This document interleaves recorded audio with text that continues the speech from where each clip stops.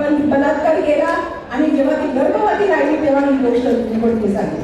मग आता यावेळी कुठे ते तोकडे कपडे आले असा विचार आपल्या मनात पडत असेल.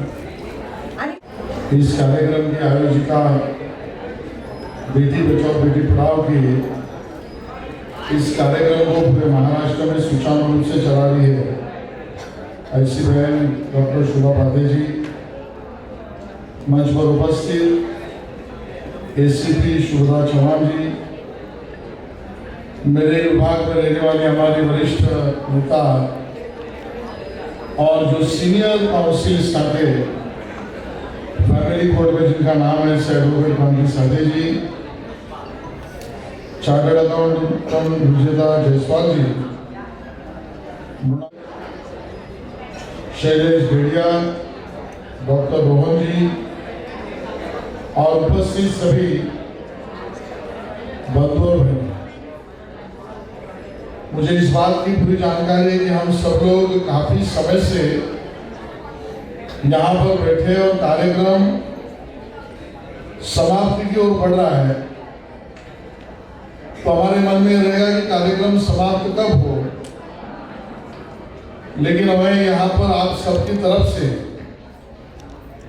सबसे पहले तो मैं डॉक्टर शोभा पांडे और उनकी पूरी टीम को बहुत सारी बधाई देता हूँ कि उन्होंने उत्कृष्ट कार्यक्रम का यहाँ पर आयोजन किया। मैं सुन रहा था पैनल डिस्कशन भी, और पैनल भी एकदम मजबूत, पुलिस ऑफिसर भी, डॉक्टर भी, वकील भी, सीए भी, प्रोफेसर भी, और इस पैनल डिस्कशन के माध्यम से ये चर्चा सत्र महिला सक्षमीकरण और महिला सुरक्षा ये विषय को लेकर हम सबके सामने रखा गया।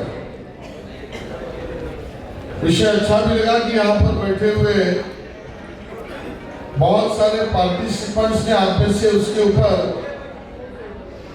सवाल भी पूछे और मन का दर्द भी बयान किया।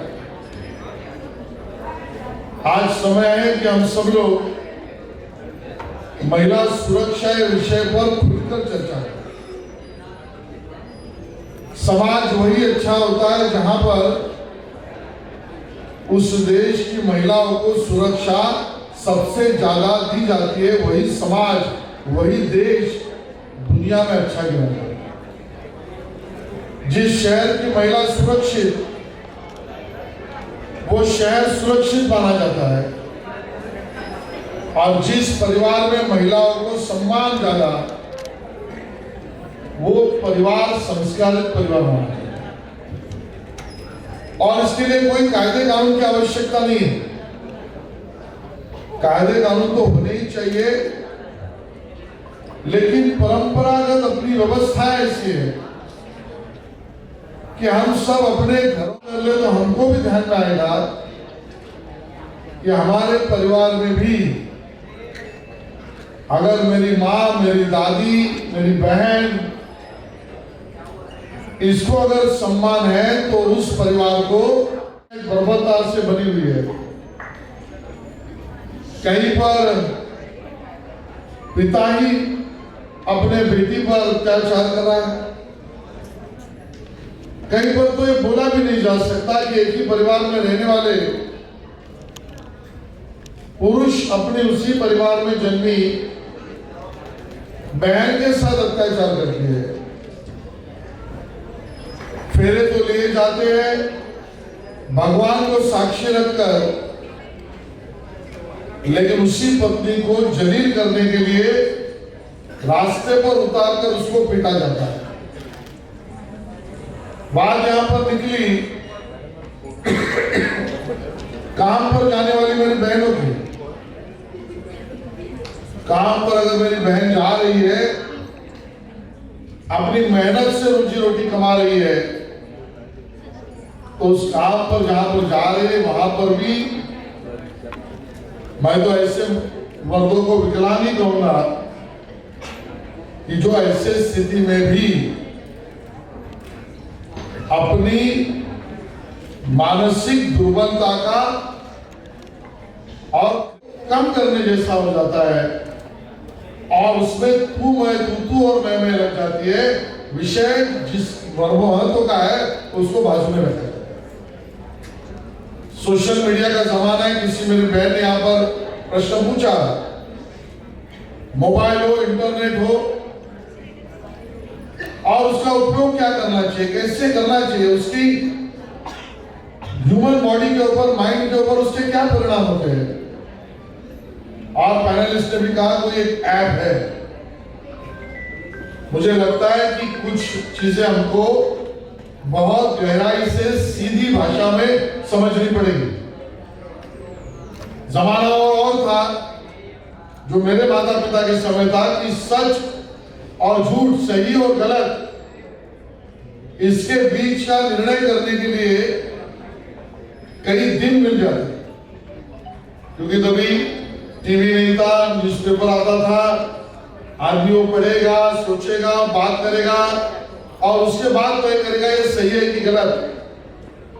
हमारा जमाना आ गया कि वहां पर कुछ घंटों में सही गलत का निर्णय करना पड़ा, क्योंकि तब तक इलेक्ट्रॉनिक मीडिया चल पड़ा और ब्रेकिंग न्यूज हर घंटे में आ गई।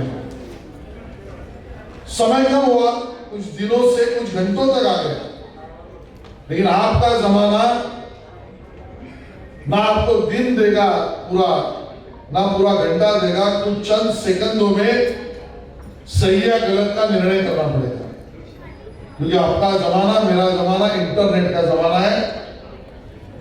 शिक्षा व्यवस्था के लिए इंटरनेट पर प्रोजेक्ट करना जरूरी है, तो मैं मोबाइल का यूज करूंगा या करूंगी, लेकिन मैं नेट पर जब हूं उसी समय पर नीचे कोई गलत एडवर्टाइजमेंट आती है, उसको मैं क्लिक कर देता हूं, तो सही गलत तय करने का फैसला कुछ सेकंडों में चलता है।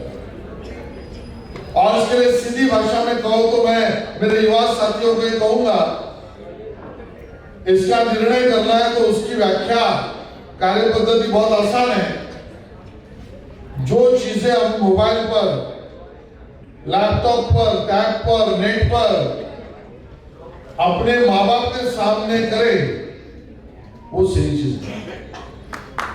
जो चीज हम हमारे माँ बाप के सामने न कर पाए या उनको ना बता पाए, ये मान के चलो वो चीज सही नहीं।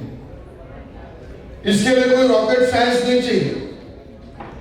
हम प्रोजेक्ट रिपोर्ट कर रहे हैं तो माँ बाप के सामने कर रहे हैं, उन्होंने पूछा क्या कर रहा है, देख लो, सही चीज।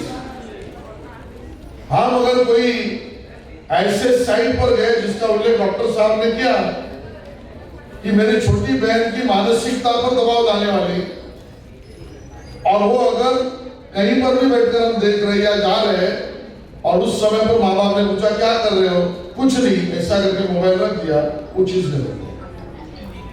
हमको ऐसे नुस्खे निकालने पड़ेंगे। मैं पैनलिस्टों से भी निवेदन करूंगा कि सहज भाषा में जो हमारे आने वाले पीढ़ी को उसका लाभ मिल सके।